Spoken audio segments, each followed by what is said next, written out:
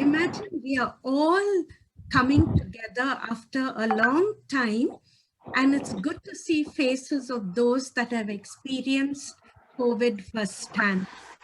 I take this opportunity to welcome you on behalf of the Ascension Women's Cell. The Ascension,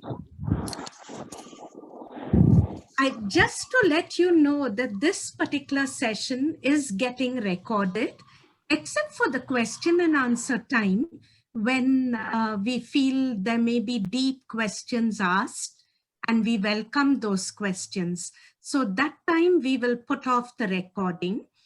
And the host as well as the co-host has the right to mute all participants during the session, but please unmute at the end of the speaker's talk. You can use the chat if you don't want to ask questions directly at the end of the session. And we will be giving you the contact numbers of the Ascension Counseling Cell just as a backup in case it is required. Now it's tea time for most of us here. If you all need to eat or have your coffee or tea while listening, that's fine. That's okay. So the Women's Commission of the Archdiocese of Bangalore actually got an added zest in 2019, and we still work towards the vision of united and empowered women in society. The Ascension Women's Cell is a part of the Women's Commission, and we also began as a result of their help in 2019. And we have actually become stronger together. There have been many activities that we have done. We have done outreach for children with COVID in children's homes, etc. We've also reached out to women in need, students that require support. The Ascension Women's Cell has worked with them over the past 1.5 years.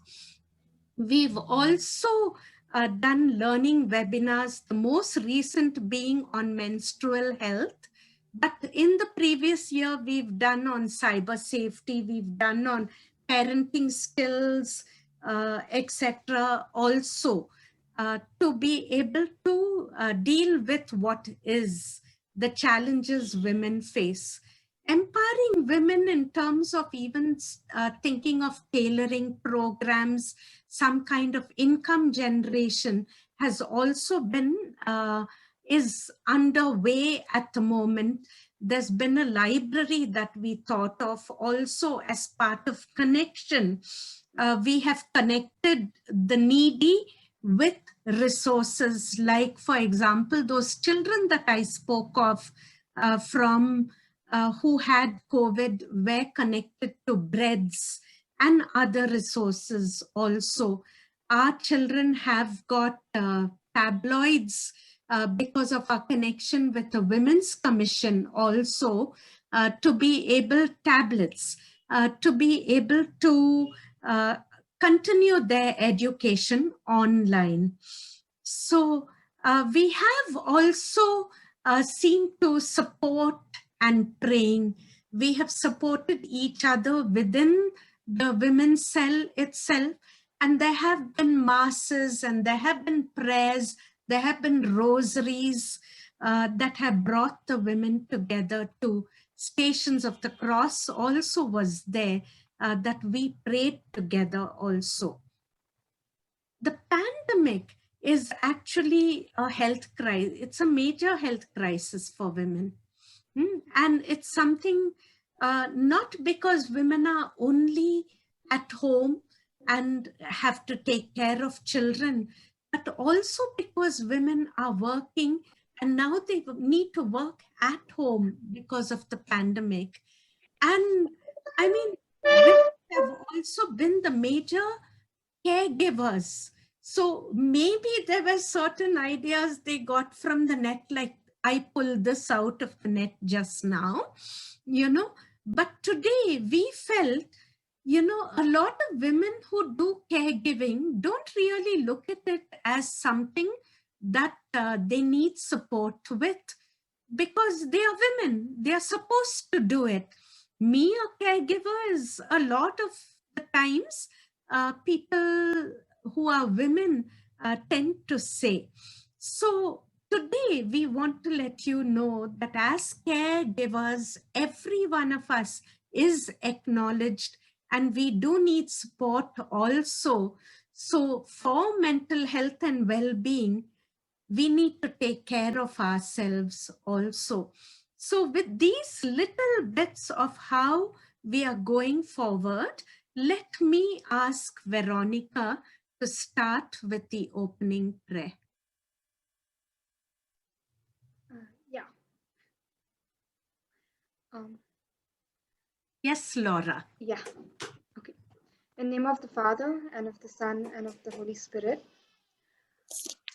Amen. Jesus Christ, our Lord and Savior, we thank you for bringing us all together as we share, discuss, and voice our on the topic, opinions and concerns on the topic of mental health and especially women's health as primary caregivers during the ongoing pandemic.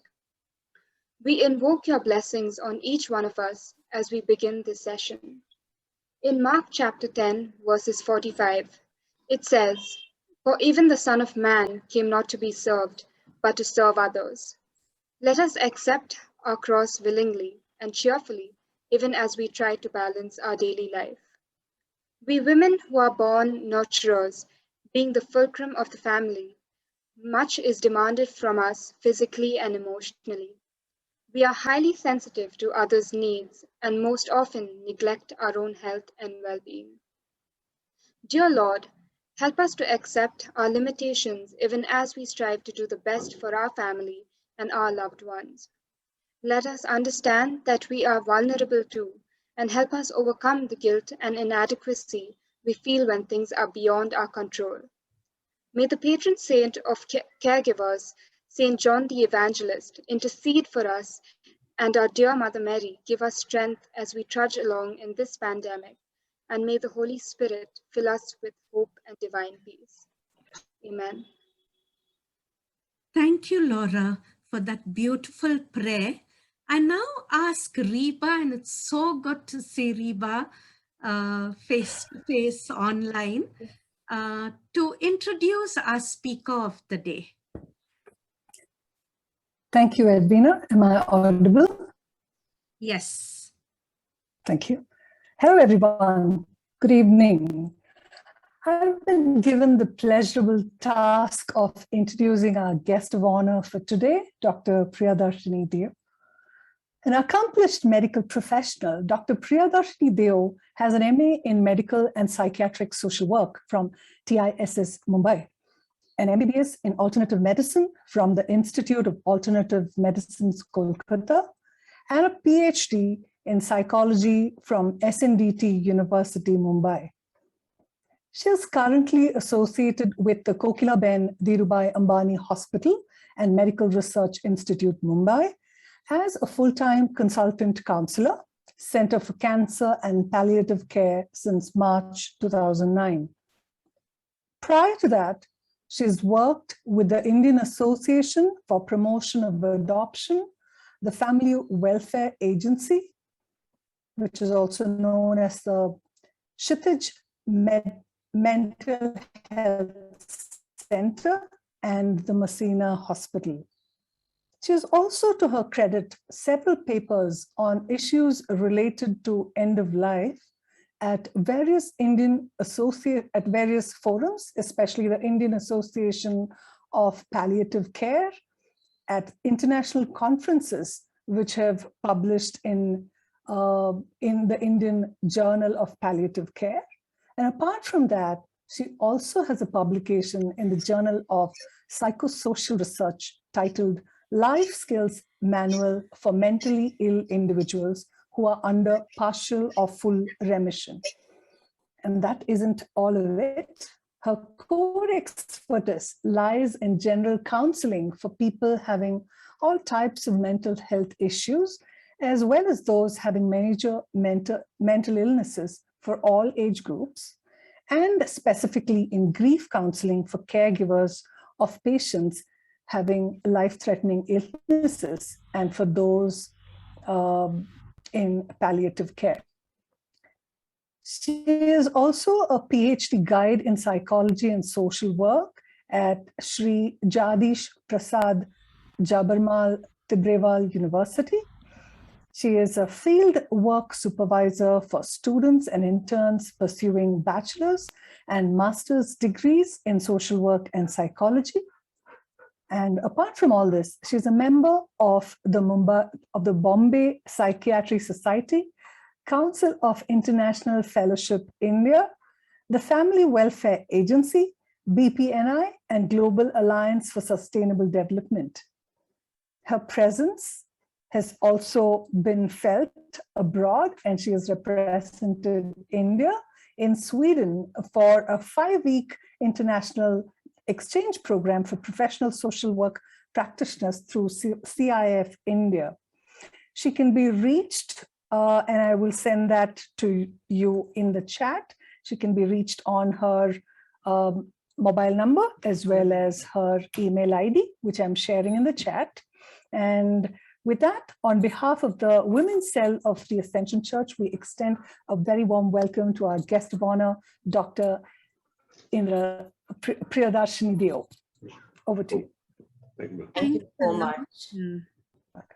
Thank So happy to be with you. And I also thank Arlene for, I think, in getting us together. So I think without wasting too much time, start with the topic of today's session. Who's going to be sharing the I screen? will share the screen, Doctor. Yeah.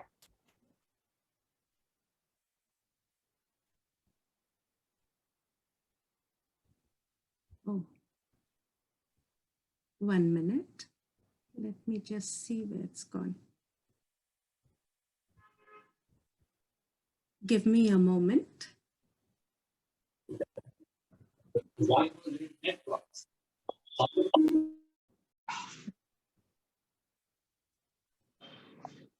It is on my screen.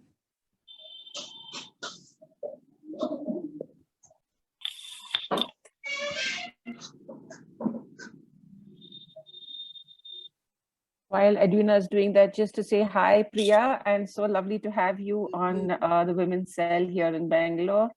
I must tell you, all these women here, feisty women, doing so much to support other people. So your topic today is really, really welcome to support all these wonderful women in our commission. Lovely to see you. Great. There we have it. Thanks, Edwina. Thanks a lot. Thanks a lot, Adi. Yes, Dr. Priya.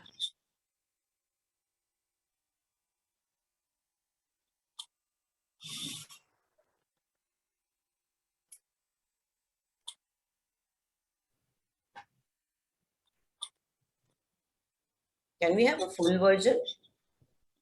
Yes, this is the full version. It's the screen sharing version. Just a second. Can I go to the next slide? Just a minute.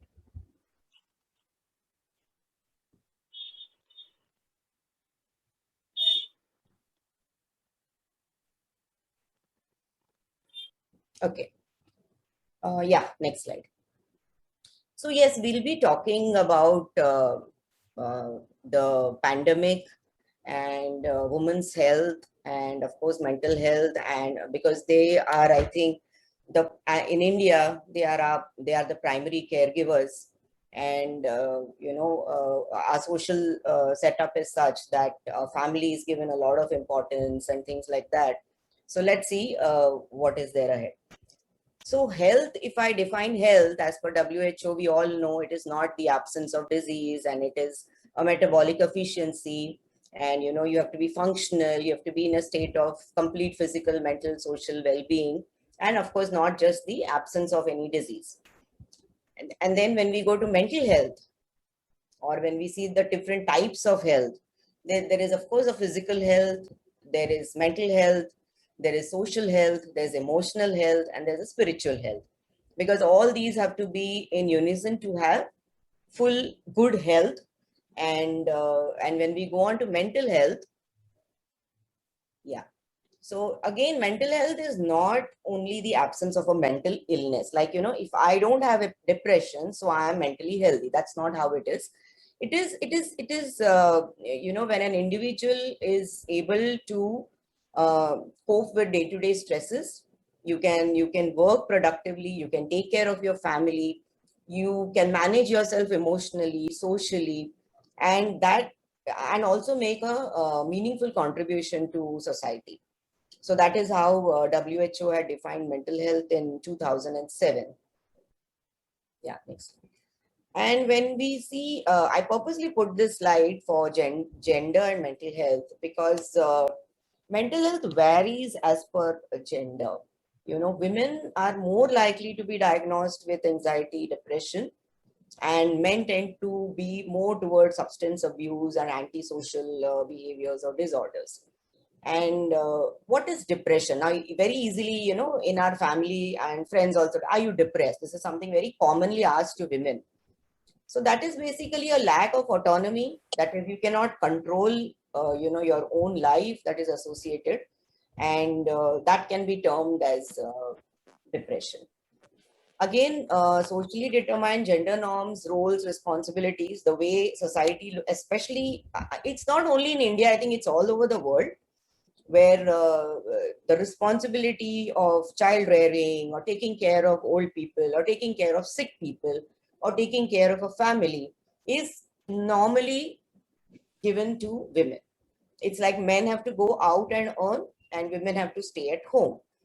So maybe this is not the scenario today, but if you see in a crisis that we are in right now, in the pandemic situation where children are at home and the elders are at home, it would be that let the man work on his laptop at home and let the woman take care of the family, because there's no maid, there's no cook, so how can the woman work? There are no schools.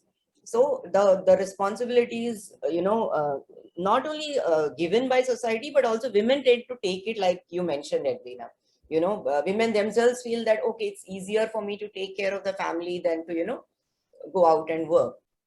Also, there are a lot of uncontrolled life events. It could be illness, it could be a child with an illness, death of a child, or illness and death of a spouse.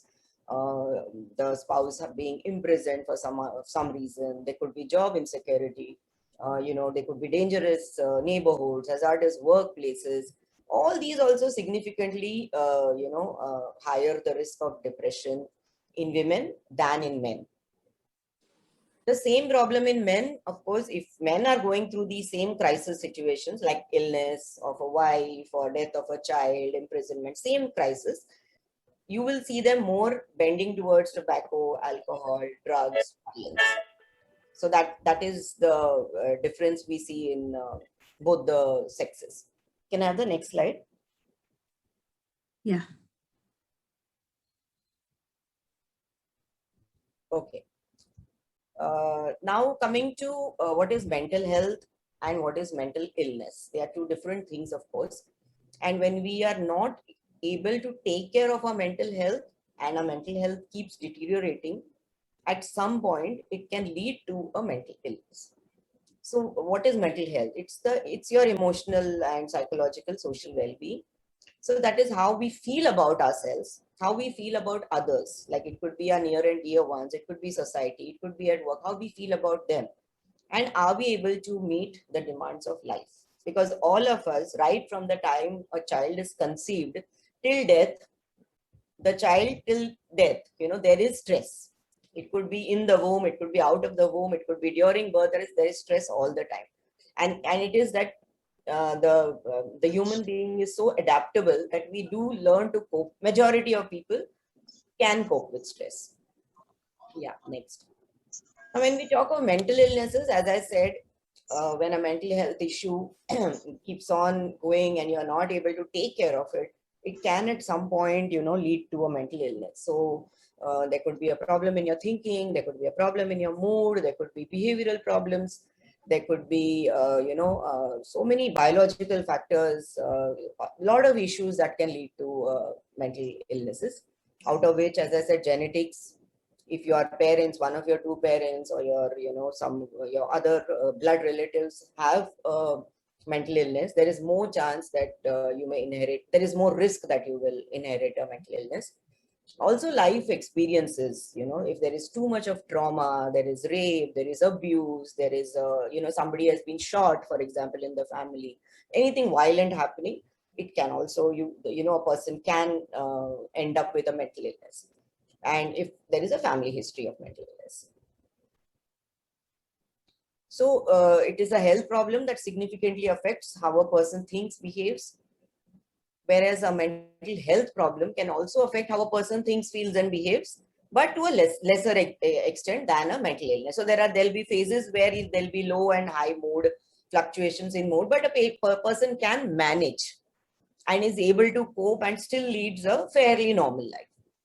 Mental health problems, again, range from worries we all experience as a part of everyday life. I'm sure, like today, you had this program, and I'm sure all the committee who were putting down things together was stressed. Right as the day comes nearer, you're stressed. Right from the planning of the program to the day it has been achieved and it is finalized, and in the evening today, probably you will sleep well than what you slept in the last 2-3 days. So it's something like that. So it is something that it keeps happening. Okay. So, but you have to also be careful as to, what are the signs of a mental illness, because if you are seeing any patterns in somebody in your family or anywhere, if somebody is living with that problem, then I think you should be able to at least identify that, okay, this needs professional help. So what would be the signs that you could be seeing is something like eating or sleeping too much or too little. Some people eat too less and some people eat too much. And again, at the same time, sleep, either people are sleeping too much or they do not sleep at all. Then pulling away from people and usual activities, having very low or no energy, feeling numb, like nothing matters. Somebody's coming and telling you their story or telling you about their problem, and you're like, it's okay. You're not interested actually. And many a times people come to us with a lot of aches and pains, especially muscular pains and tension headaches are most common. There is a feeling of helplessness, hopelessness, and or worthlessness. There could be indulgence in smoking, drinking, drugs more than usual. Yeah. Feeling unusually confused, forgetful, on the edge, angry, upset, irritable, worried, scared, all the negative emotions if you see. Yelling and fighting with family and friends, experiencing severe mood swings that can cause problems in relationships, having persistent thoughts and memories you can't get out of your head. The same thing keeps coming again and again. Hearing voices or believing that, things are not true. It could be hallucinations, it could be deliriums, thinking or harming yourself, suicidal ideation, suicidal thoughts, and actually attempting suicide also. So, and inability to perform daily tasks like, taking care of children or going to work or to school or whatever it is, not being able to do your day-to-day tasks. Being involved in risky behaviors that you would usually avoid, like, taking drugs or drinking too much alcohol. Supposing there are a lot of people who go to work and drink. There are a lot of people who at work smoke a lot. So that is sometimes not acceptable because that is against work ethics. But there are people who, when you cannot cope, there are people I have seen who take sleeping pills when at work, or take sedatives at work just to keep yourself.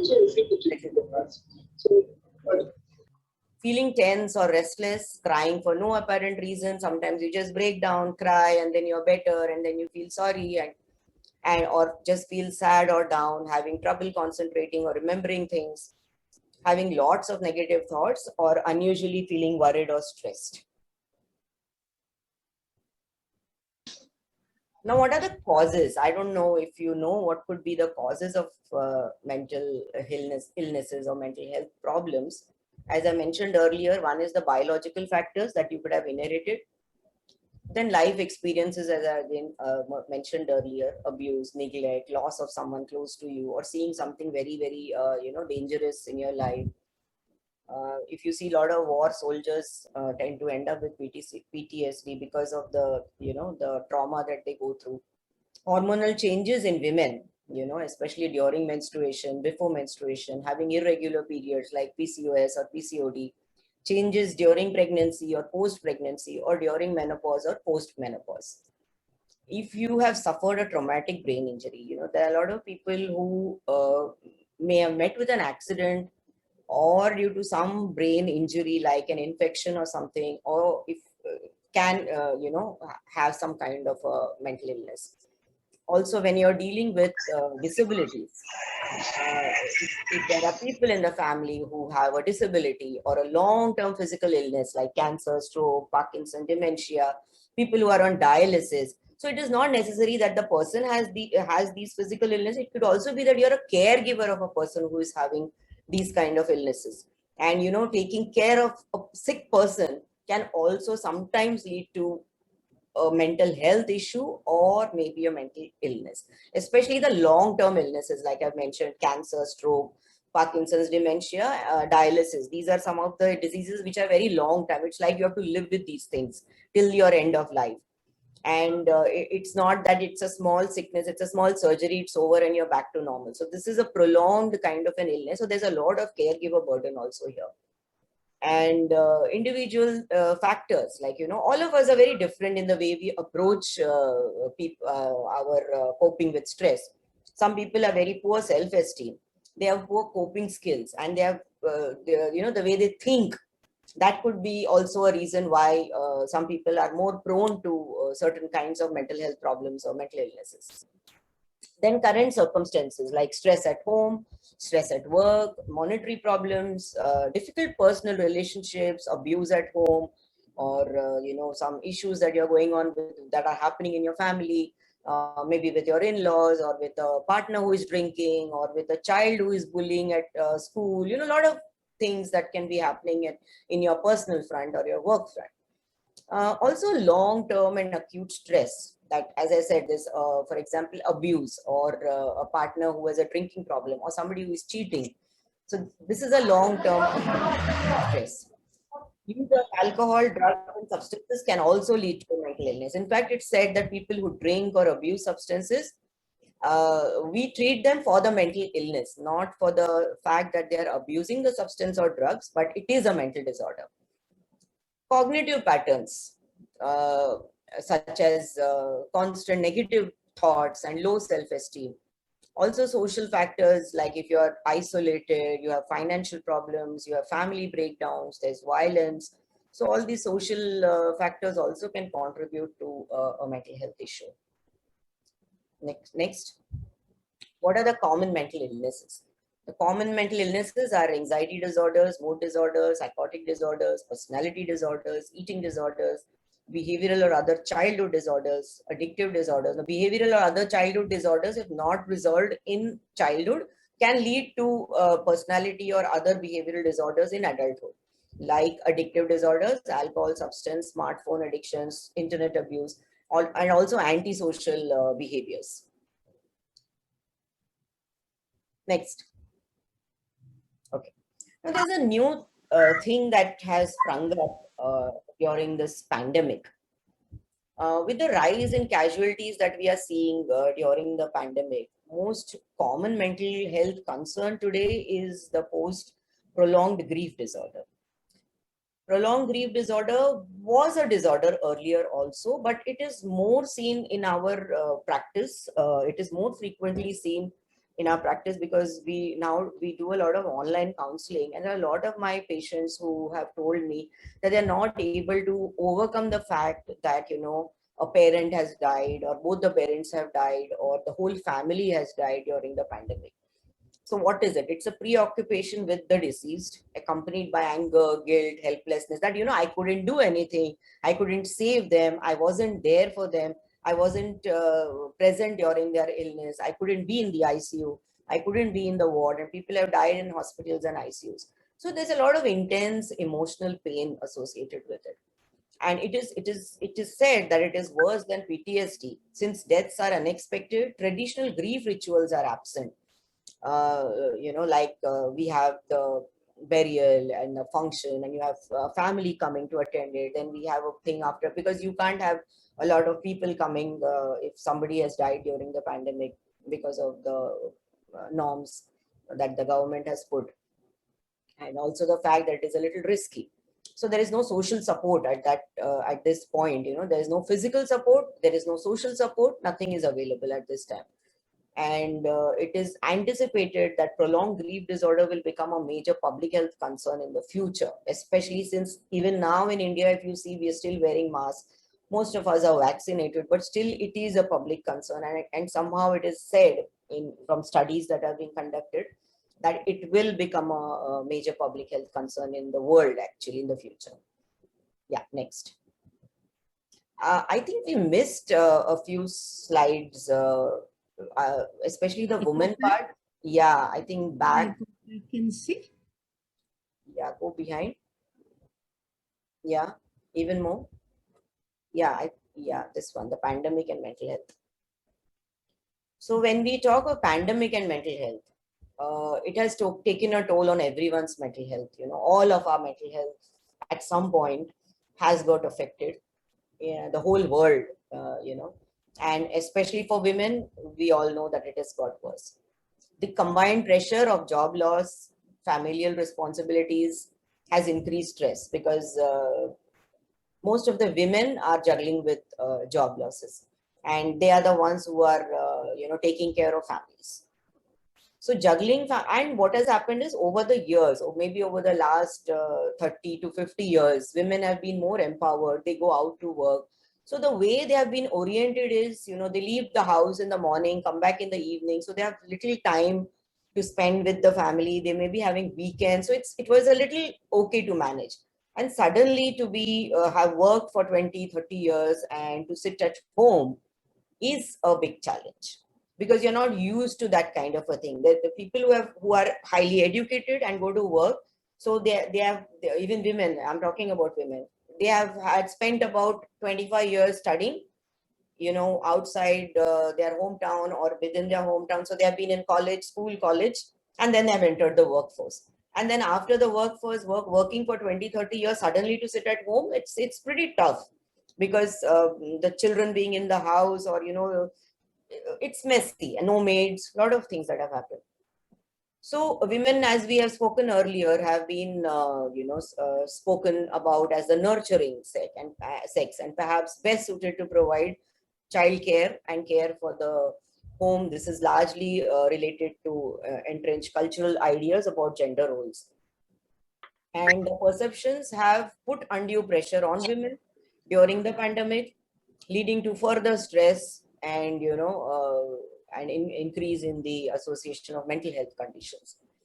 With the buildup of responsibilities like homeschooling or caring for a sick relative, it becomes harder for women to care for themselves, because they think that it is my duty to take care of others in the family. So they are not taking care of their own health, not even their own physical health. I've seen a lot of women who themselves have illnesses like cancer, for example, because I work in the Center for Cancer. They haven't come for their checkups, regular checkups, which we call patients every 6 months. They say we don't have time. So it's very bad. They are not even taking care of their health, neither are they taking care of their mental health. I think the next slide is also important, the one after this. Yeah. So COVID-19, if you see, is forcing majorly women out of employment. Why would you say that? So the statistics have shown that unemployment rates for women after COVID-19 was much higher for women than for men. And this is not only in India, it is worldwide. In past recessions, what we have seen earlier when there were recessions, it's basically men who have faced higher unemployment, because men have dominated industries like construction and manufacturing, where there were more men working compared to women. But women mostly work in the service and hospitality industry, like, hotels or whatever, all the areas, like it could be catering, it could be home businesses, it could be cooks, it could be maids. A lot of women who do these kind of jobs. And if you see all our hospitality, it could be airlines, it could be hotels, it could be any kind of hospitality industry. It's mostly if you see housekeeping, all these are the areas where women are mostly employed. and they have been forced out of work. So now we'll go ahead to the, yeah. Tell me when to stop. Yeah, before this.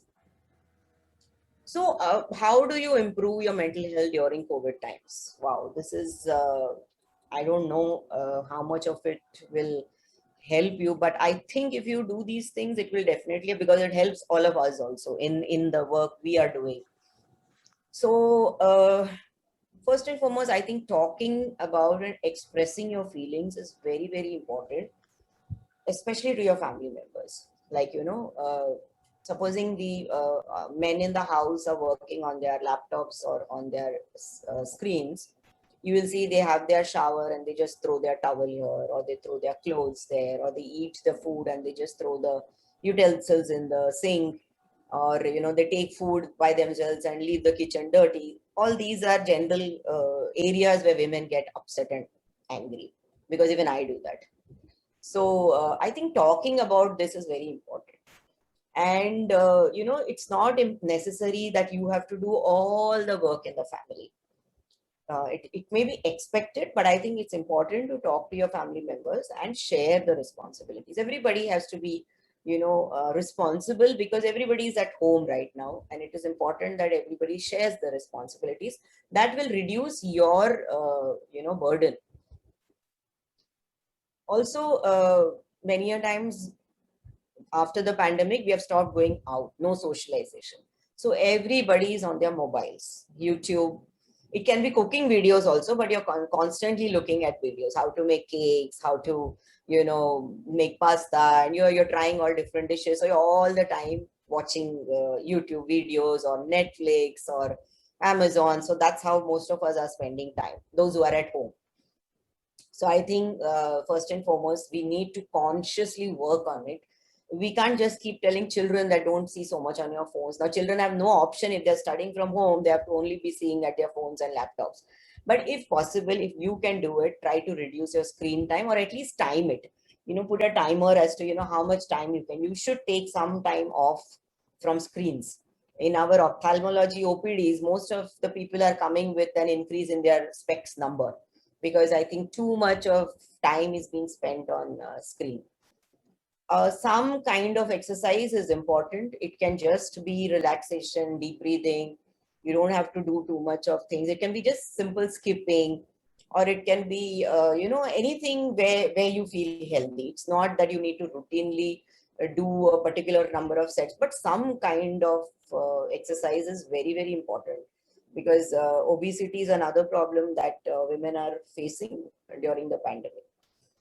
Eating healthy meals.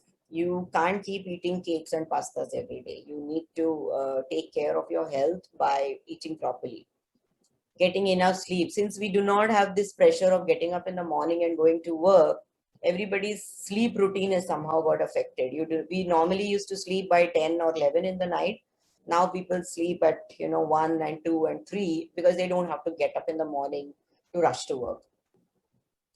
Spending some time with friends and loved ones, may not be in person, but maybe on the phone, or talking to them once in a while. Now, since rules are getting a little relaxed, also a little bit of socialization is important for all of us. If you're watching Netflix, please watch comedy shows, because when you see comedy, there are some chemicals which get secreted in our brain, which are known as happy hormones. And when you're happy, you feel good about yourself. And when you feel good about yourself, it helps you to reduce your mental health issues. You can develop new skills. There are a lot of people during the pandemic who have developed skills, like, people are painting, drawing. You can do whatever you like. You don't have to be an artist for it. You can just get some sketchbooks and, draw something, or whatever you like, basically. Relaxing and enjoying your hobbies. It can be gardening. I think in a beautiful place like Bangalore, most of you may be having plants and gardens, and I always envisage Bangalore that way. So that is, I think, one of the best hobbies for all of us. Setting realistic goals. It's not like, if you it should be like, if supposing you've been sleeping every day at 3 o'clock, So do not set a goal for tomorrow that I have to sleep at 10 o'clock. That may not happen. So it has to be realistic. Okay, I will get up at, maybe you get up at 10. So I will try to get up at 9 tomorrow. And then you can make it like 8 and 4 or 5, whatever it is. So it has to be more realistic and practical, because if you put an alarm for 4 o'clock in the morning the next day after sleeping at 3 o'clock, you will switch off the alarm and go back to sleep. So that will not work. So it has to be a little realistic. And if supposing staying positive, helping others, developing coping skills, and if nothing works, I think seeking professional help will help. There's nothing wrong in seeing a counselor or a psychiatrist, and at least because no counselor or psychiatrist will, you know, start treating you if you do not have a major mental health issue. They will definitely help you, because all of us are different, and all therapy goals have to be set as per patient requirement or client requirement. You know, all of you will not have the same kind of problem. Somebody can have anxiety, somebody can have depression. So if I'm doing therapy with somebody with depression, I have to work differently. If I'm doing therapy with somebody with another mental health issue, I have to customize that therapy. So sometimes seeking professional help is good. You can see a counselor first. A counselor is the best judge who can say if you need medication. So if you're heading towards a mental illness, your counselor will definitely tell you to see a psychiatrist and take some pills. Now, pills doesn't mean that you're going to be lifelong knocked off on, you know, pills, and it is going to it is, many people come and say this, that if I take medicines for my mental health issue, I will become dependent on it. And I always say this, that if you have blood pressure, or you have diabetes, or you have an issue with your thyroid gland, aren't we taking those medicines lifelong? Right? But if one pill or two pills can make you, give you sanity, give you happiness, give your family happiness, your friends happiness, there's no harm in taking a pill. Okay. And most of the times the medicines given for a mental health problem which cannot be treated by therapy are meant to be tapered at some point.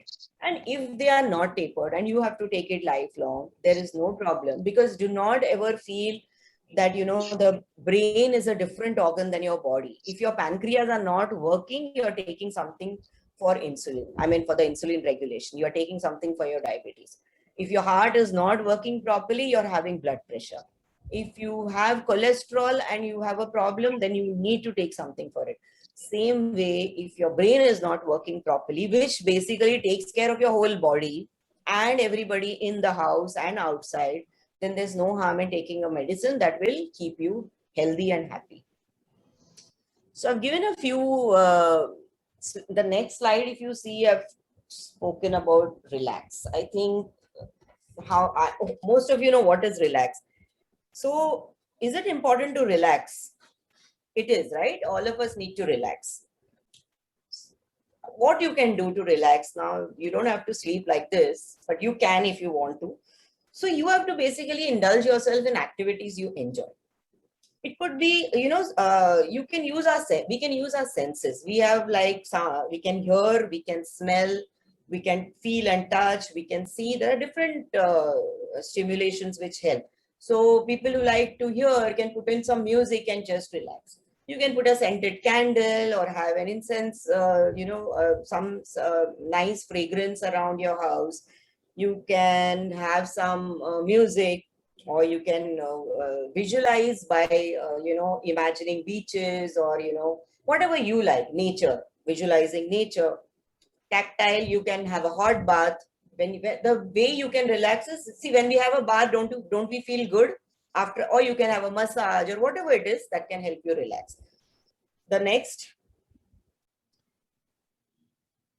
again, when you're very before this, the slide before this, when you're very, very tensed, or when you're on the edge, when you are just you feel you're going to break down with all the stress and anxiety.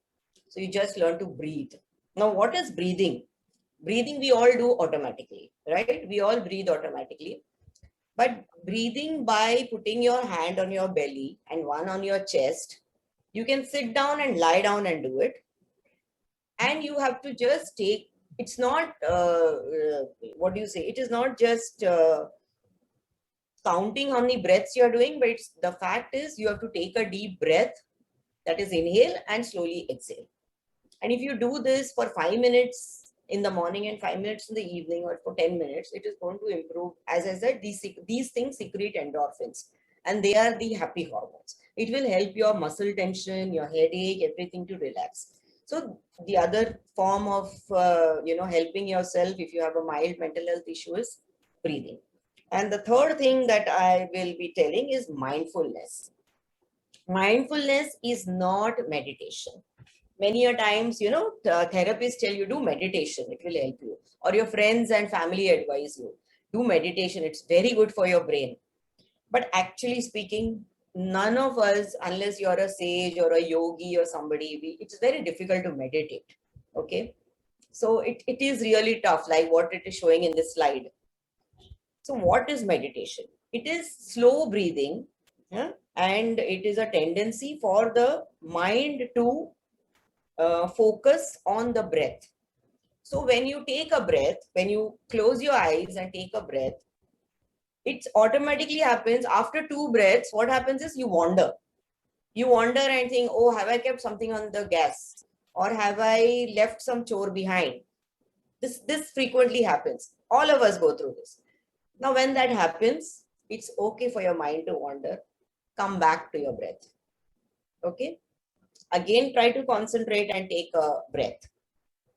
So you may also have something like a sensation, like something is itching. When you sit to meditate, you feel something is itching. And then you feel that, then the mind goes there. It's okay. Again, that's known as wandering. It's okay, let it wander, but come back. And you won't believe it, if you do this regularly, there will be a time that you will be able to do 10 to 15 breaths easily at one time. So that is what I want to say is it's impossible to fail at mindfulness. You can fail at meditation, but you will not fail at mindfulness. Okay. So if now there's anything that I can answer, I think there's one slide more, just one slide. Yeah. So mental health and wellness is if you are positive and if you feel you are mentally healthy, it helps us realize, realize full potential, including a general feeling of wellness. All of you feel good. And we can cope with the daily stresses of life. I mean, there have been worse pandemics in the world before us. This is something which our children and their children will be talking for years, and this is history.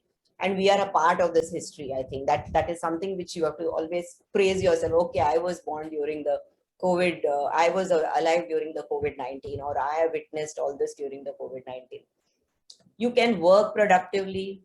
You can make a meaningful contribution to family, workplace, friends, community.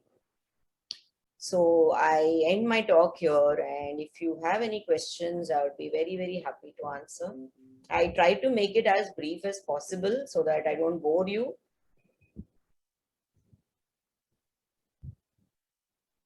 It's great what we've heard from Dr. Priya now.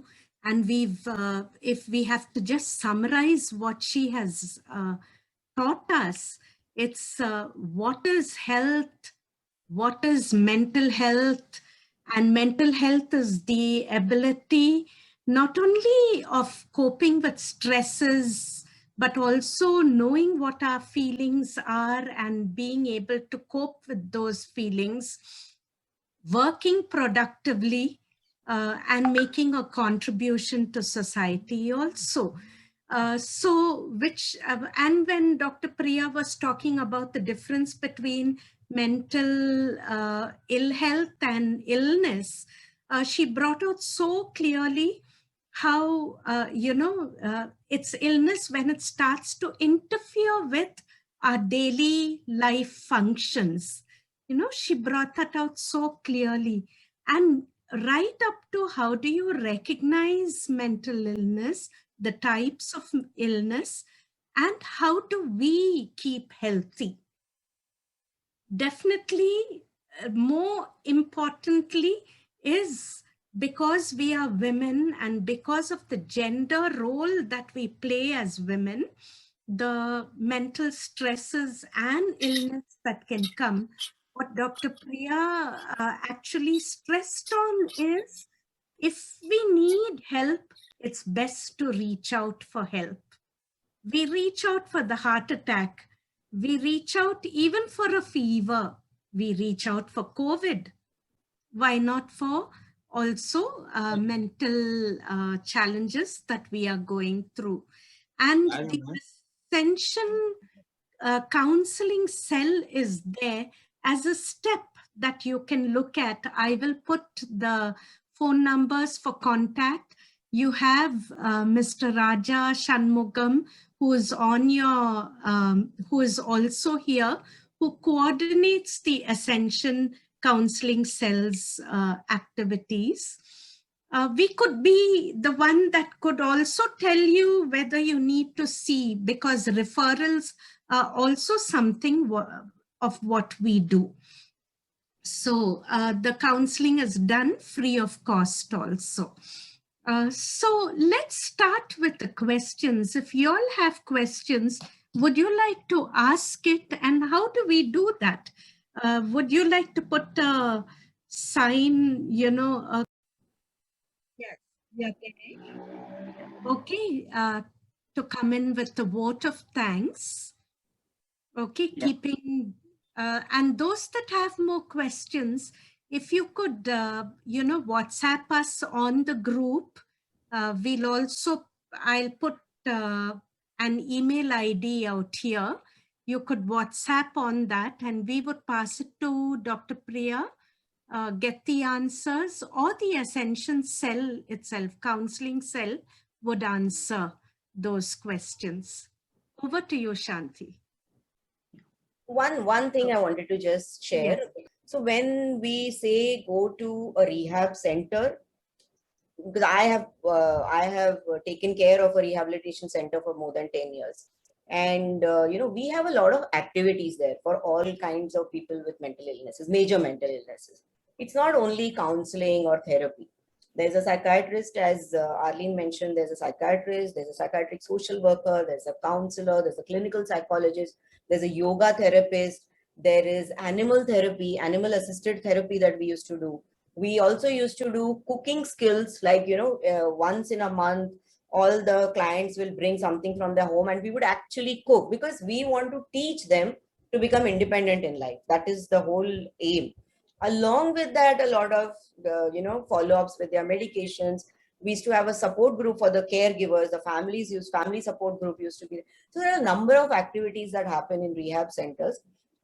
So that is where you need to take a pause as a caregiver and send the person to such a place where they also learn about, you know, they can also learn about other skills. For example, we had a kid who was diagnosed with schizophrenia, and after this thing, he had a lot of thing for gardening and all that. So we sent him for a course, for that course, and he completed that course, and now he's a landscape artist. We had another patient who was so good with his thing. I sent him to Nirmala Niketan, and he studied the course for paraprofessional social worker, and he's a paraprofessional social worker today. So we can rehabilitate and, you know, put them into gainful employment if they have the property. And I think Bangalore has a lot of centers. Okay, it's one of the best places to have anything to do with mental illnesses, because you have Nimhan, you have Cadibums. There are so many centers over there. Okay, that's it. That's what I wanted to say. So thank you, Dr. Priyadarshini. We loved your down-to-earth approach and your empathy in tackling this topic of health and mental health. I'm sure the tips on positive mental health would have benefited all. So this timely topic had the strong backing and support of our dynamic member, Mrs. Lorraine Fernandez. In fact, it was Lorraine who got in touch with the Aline Manoharan, and she with you, Dr. Priya. Yeah. And this beautiful poster was designed by the very talented Netanya Pereira. Edwina Pereira is the quite busy bee in the background, and we thank her for being the session host and for facilitating. And also thanks to young Laura Joseph for the opening prayer, and to Reba for the introduction to you, Dr. Priya. A thank you goes out to Perry for generosity in lending the Zoom ID. And keeping the best for the last, what would we do without the help and support of our Ascension Women's Cell? So thank you, ladies. Most of all, a big thank you to Reena Pereira, who pulled us all together for this wonderful session. So till we meet again, God bless and good night. Thank you. Thank you. Thank you, everyone. It's been great. And I think on the group also, we need to continue these discussions. And what Arlene spoke about restorative circles, maybe that's something that can get explored, because Arlene is one person that is doing these circles through Enfold. So we will see, how is it possible? Is it possible after a month or so to have a support group? Let's see, let's study it a little more and we'll go forward. Thank you to all.